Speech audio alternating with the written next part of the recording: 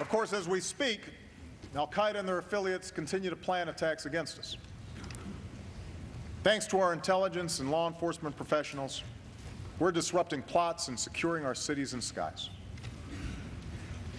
And as extremists try to inspire acts of violence within our borders, we are responding with the strength of our communities, with respect for the rule of law, and with the conviction that American Muslims are a part of our American family.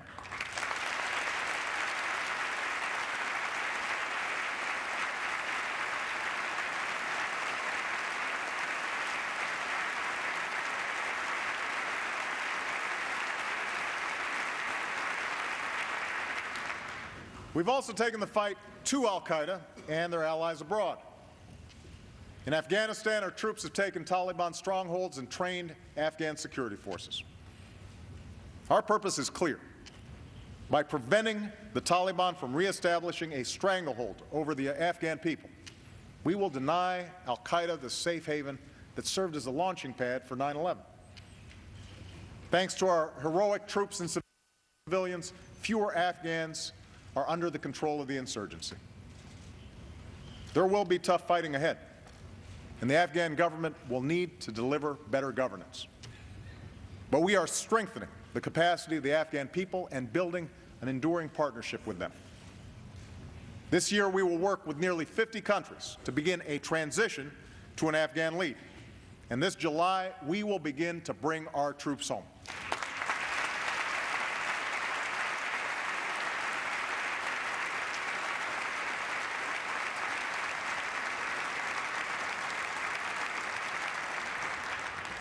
In Pakistan, al-Qaeda's leadership is under more pressure than at any point since 2001.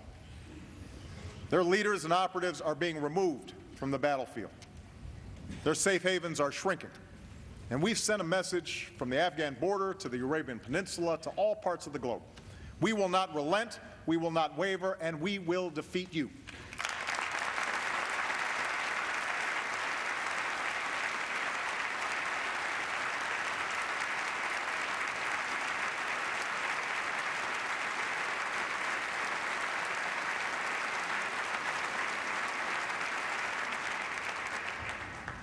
American leadership can also be seen in the effort to secure the worst weapons of war.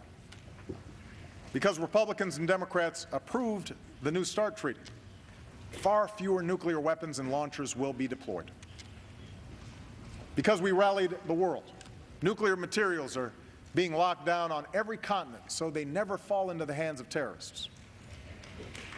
Because of a diplomatic effort to insist that Iran meet its obligations, the Iranian government now faces tougher sanctions, tighter sanctions than ever before. And on the Korean Peninsula, we stand with our ally South Korea and insist that North Korea keeps its commitment to abandon nuclear weapons.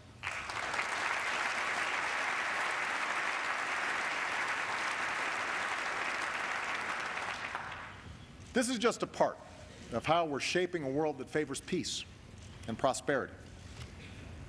With our European allies, we revitalized NATO and increased our cooperation on everything from counterterrorism to missile defense. We've reset our relationship with Russia, strengthened Asian alliances, built new partnerships with nations like India. This March, I will travel to Brazil, Chile, and El Salvador to forge new alliances across the Americas. Around the globe, we're standing with those who take responsibility, helping farmers grow more food, supporting doctors who care for the sick, and combating the corruption that can rot a society and rob people of opportunity. Recent events have shown us that what sets us apart must not just be our power. It must also be the purpose behind it.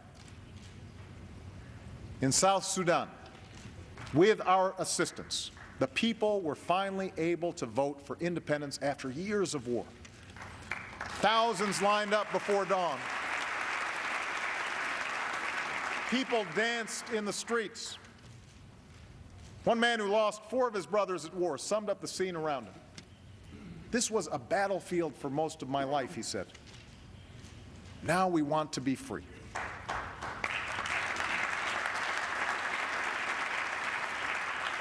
And we saw that same desire to be free in Tunisia, where the will of the people proved more powerful than the writ of a dictator.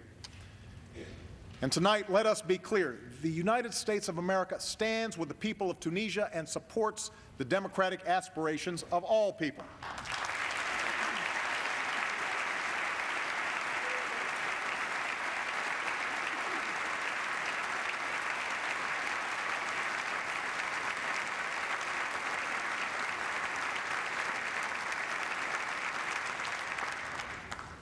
We must never forget that the things we've struggled for and fought for live in the hearts of people everywhere. And we must always remember that the Americans who have borne the greatest burden in this struggle are the men and women who serve our country.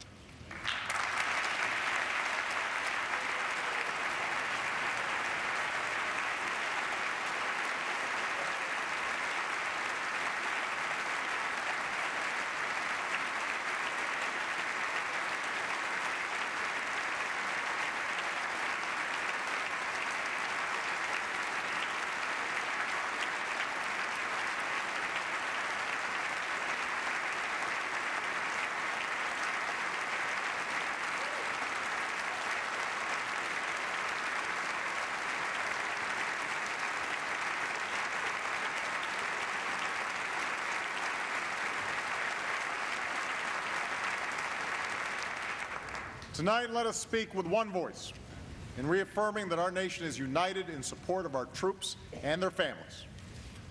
Let us serve them as well as they've served us, by giving them the equipment they need, by providing them with the care and benefits that they have earned, and by enlisting our veterans in the great task of building our own nation. Our troops come from every corner of this country. They're black, white, Latino, Asian, Native American. They are Christian and Hindu, Jewish and Muslim. And yes, we know that some of them are gay. Starting this year, no American will be forbidden from serving the country they love because of who they love.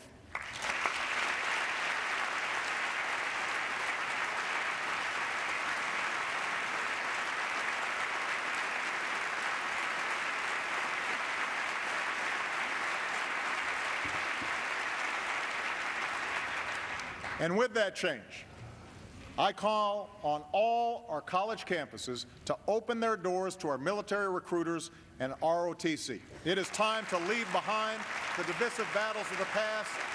It is time to move forward as one nation.